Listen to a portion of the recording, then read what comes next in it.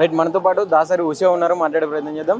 అక్క, నిజంగా కమిషన్లు ఇచ్చిన నోటీసులు ఇచ్చినటువంటి కేసీఆర్ గారి విషయంలో కాళేశ్వరం ప్రాజెక్టు మీద కుంభకోణం జరిగిందని చెప్తా ఉన్నారు. 1,00,000 కోట్లు అని చెప్తా ఉన్నారు. బీఆర్ఎస్ నాయకులేమో దాని వ్యయమే 94,000 కోట్లు అని చెప్పి మీరు చెప్తా ఉన్నారు. ఏం జరిగింది అసలు కాళేశ్వరం ప్రాజెక్టు ఒక్కళ్ళే పోయి కట్టగలుగుతారా ఎవరైనా? ఫస్ట్ ఒకసారి ఆలోచించండి.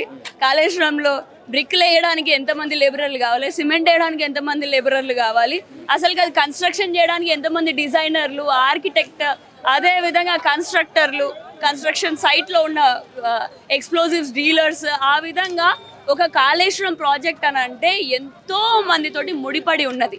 వీళ్ళందరినీ కూడా మేనేజ్ చేసేటటువంటి అడ్మినిస్ట్రేటర్స్ బోత్ గవర్నమెంట్ నుంచి అడ్మినిస్ట్రేటర్స్ ఉంటారు, అదేవిధంగా ప్రైవేట్ కాంట్రాక్ట్ ఎవరికైతే దక్కిందో వాళ్ళ దగ్గర నుంచి కూడా అడ్మినిస్ట్రేషన్ చేయడం జరుగుతుంది. ఈ మేనేజ్మెంట్ మొత్తం కలిసి వీళ్ళందరికీ కూడా ఒక హెడ్గా మరి కల్వకుంట్ల చంద్రశేఖర్ రావు గారు ఉన్నారు.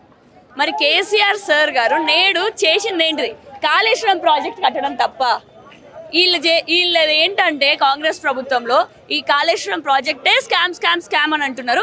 కానీ A to Z అంటే కాళేశ్వరం ప్రాజెక్ట్ కింద నుంచి రంగనాయక స్వామి ప్రాజెక్ట్, కొండపోచమ్మ సాగర్ ప్రాజెక్ట్, అదేవిధంగా అన్నపూర్ణ ప్రాజెక్ట్, మేడిగడ్డ, ఈ అన్నిటినీ కూడా కట్టడం జరిగింది. ఈ అన్నిట్లలో కూడా ఎన్నో segments except the last Medigadda everything is in use. అంటే ప్రతి ఒక్కటి యూజ్లో ఉంది. ప్రతి ఒక్కటి అక్కడ ఉన్నటువంటి వాటర్ని యూజ్ చేసుకుంటూ ఇరిగేషన్ ఫెసిలిటీస్లో కూడా అంటే పొలాల పంటలలో వాటిలలో ఉపయోగించుకోవడం జరుగుతుంది. కొన్ని లక్షల ఎకరాలకి నేటికి కూడా ఆ నీళ్లు అందుతున్నాయంటే కేవలం ఆ ప్రాజెక్ట్ వల్ల. కానీ ఆ ప్రాజెక్ట్ ఒక బూటకం అని చెప్పి చూపించడానికి కేసీఆర్ చరిత్ర ఏదో తుడిచివేస్తా అనేటటువంటి ముఖ్యమంత్రి రేవంత్ రెడ్డి గారికి ఒకటే చెప్తున్నా, నేడు మేము నిలిచినటువంటి ట్యాంక్ బండ్ ఇదే గడ్డ మా వెనకాల ఉంది అమరవీరుల జ్యోతి, దాని వెనకాల ఉంది డాక్టర్ బిఆర్ అంబేద్కర్ గారి విగ్రహం. మీరు కూర్చుంటున్నటువంటి సెక్రటేరియట్ కూడా సచివాలయం కూడా ఆయన కట్టించింది అని చెప్పి మర్చిపోవద్దు. మీరేదో తూతూ మంత్రంగా ఇట్లాంటి ఎన్ని చేసినా కూడా ఇవన్నీ కూడా ఈ రోజు ఉండేటి రేపు పోయేటి.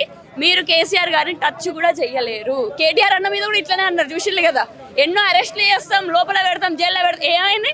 కనీసం ఆయన 2 రోజులు కూడా కూర్చోబెట్టుకోలేకపోయారు. ఎందుకంటే వాళ్ళకంత అక్కడ ఏ అన్యాయం జరగలేదు, ఏ అవినీతి జరగలేదు కాబట్టి. మరి నేడు కూడా కేసీఆర్ సార్ పైన ఏవేవైతే ఆరోపణలు పెట్టారో అవి కేవలం ఆరోపణలు మాత్రమే అని గ్రహించండి అని చెప్పి ప్రతి ఒక్కరిని కూడా తెలుసు. ముఖ్యంగా ఈ కాళేశ్వరానికి సంబంధించి ఎలాంటి పర్మిషన్స్ లేవు, దానికి ప్రధానంగా డిపిఆర్ కూడా లేదని చెప్పి చెప్తా ఉన్నారు. దానికి ఏం చెప్తారు? ఇప్పుడు నేషనల్ సేఫ్టీ డ్యామ్ అథారిటీ వాళ్ళే ఇక్కడికి వచ్చిళ్ళు, NDSC వాళ్ళే వచ్చి ప్రతి ఒక్కటి కూడా ఇన్వెస్టిగేషన్ చేస్తున్నారు. అథారిటీ లేకపోతే ఫస్ట్ ఒక గవర్నమెంట్ ఆఫీసర్ కట్టగలుగుతాడా? గవర్నమెంట్ ఆఫీస్ పర్మిషన్స్ లేకుంటే పొల్యూషన్ నుంచి కూడా ఆఖరికి ఒక కన్స్ట్రక్షన్ చేయాలి అంటే ఒక స్టేట్లో వితౌట్ సెంట్రల్ గవర్నమెంట్ పర్మిషన్ అలా వెళ్ళిపోతుంది అనుకుంటున్నారా? నేషనల్ క్లియరెన్స్ లేకపోతే ఉట్టినే నేషనల్ గ్రీన్ ట్రైబ్యునల్స్ కూర్చుంటే అని అనుకుంటున్నారా? అంటే అంత సోమరిపోతుగా మొత్తం భారతదేశంలో ఉండే ప్రతి ఒక్క వ్యవస్థ ఆ విధంగా ప్రభుత్వ వ్యవస్థ, జ్యుడిషియరీ సిస్టమ్ కానీ, పోలీస్ అడ్మినిస్ట్రేటివ్ సిస్టమ్ కానీ, సెంట్రల్ గవర్నమెంట్ కానీ అంత బేకారుగా పడి ఉన్నారని చెప్పేసి అనుకుంటున్నారా? దిస్ కాంగ్రెస్ గవర్నమెంట్ చిన్న చూపు చూస్తుంది ఈ వ్యవస్థలన్నింటినీ అని అంటాను. ప్రతి ఒక్కరికి కూడా తెలుసు, ప్రతి ఒక్కరికి తెలిసి గ్రూప్ ఏ ఆఫీసర్స్ అని అంటే IAS ఆఫీసర్స్ అంటే ఎక్కడోళ్ళు UPSC రాసి వచ్చేటోళ్ళు, అదేం TSPSC TGPSC ద్వారా ఎంపికైన వాళ్ళు కాదు. IAS ఆఫీసర్స్ అక్కడ నుంచి వచ్చిల్లారంటే సెంట్రల్ గవర్నమెంట్ వల్లనే కదా వాళ్ళు ఇక్కడ డిప్యుటేషన్ కానీ, ట్రాన్స్ఫర్లు కానీ ఏమన్నా అయ్యేటి. సో ఒక్కసారి ఆ ఆఫీసర్లు అందరూ కూడా ఎక్కడోళ్ళో మీరందరూ గమనించాలి. ఇంతకంటే డీటెయిల్డ్ ఎక్స్ప్లెనేషన్ మనకు త్వరలోనే కేసీఆర్ సార్ నుంచి డైరెక్ట్గా దొరుకుతుంది. కాబట్టి అవాస్తవాలకు వెళ్ళి గుండెని బరువు చేసుకొని ఎలాంటి ఆవేదనకి గురి కావద్దు అని చెప్తున్నారు. ఎందుకంటే కేసీఆర్ సార్ అంటే తెలంగాణకి బాపు లెక్క, అందరికీ కూడా వాళ్ళ గుండెల్లో ఒక గుండె హార్ట్ బీట్ లెక్క ఉంటున్నటువంటి కేసీఆర్ సార్. మరి ఆయన గురించి వెలుగులోకి వచ్చే వాస్తవాలు మరి ఆయన నోటి నుంచే త్వరలోనే వింటాము. మరి నేడు కూడా ఇంతకు ముందు నన్ను ఒక ప్రెస్ మిత్రుడు అడిగాడు ఎందుకు ప్రెస్ పెట్టలేదు అని చెప్పేసి. ఇక్కడ ఉన్న జనాభా చూసిల్లా, ఈ 1000 మంది జనాభాలో ప్రెస్ పెడితే ఎంతమంది అస్వస్థకు గురవుతారు. ఆల్రెడీ ఒక అక్కకి కళ్ళు తిరిగి కింద పడిపోవడం అయింది. ఇప్పుడు నాకు కూడా జ్వరం వచ్చింది. అయినా కూడా నేను ఇక్కడ ఉండడానికి గల కారణం ఏంటంటే కేసీఆర్ సార్ తెలంగాణ కోసం చేసినటువంటి ఉద్యమం, తెలంగాణ రావడం కోసం ఆయన చేసినటువంటి త్యాగం అవన్నీ గుర్తుంచుకొని కేవలం ఈ మాత్రం నేను నిలబడలేనా నా నాయకుడి కోసం అని చెప్పేసి ఈ విధంగా ఎంతో మంది కదిలి వచ్చారు. మరి వారందరికీ కూడా నేను ధన్యవాదాలు తెలియజేస్తాను. రేవంత్ రెడ్డి గారు మొన్న భువనగిరి సభలో మాట్లాడుతూ నా లక్ష్యం ఒకటే ఉండే, కేసీఆర్ని గద్దె దింపాలి అనుకున్నా, జైల్లోకి వెళ్ళి బయటకు వచ్చిన నాడే తొడగొట్టి చెప్పి ఆయనను పడగొట్టినా ఆ సీట్లో కూర్చున్నా నా లక్ష్యం నెరవేరిందని చెప్తా ఉన్నాడు. ఎట్లా చూడొచ్చు అసలు? This is purely A political vendetta. ఏం లేదు, రాజకీయ కుళ్ళు కుతంత్రం ఇది మాత్రమే రేవంత్ రెడ్డి గారికి తెలుసు. ఆయన కెమెరాలలో పకడ్బందీగా మొత్తం బ్యాగ్లతోటి దొరికిండు.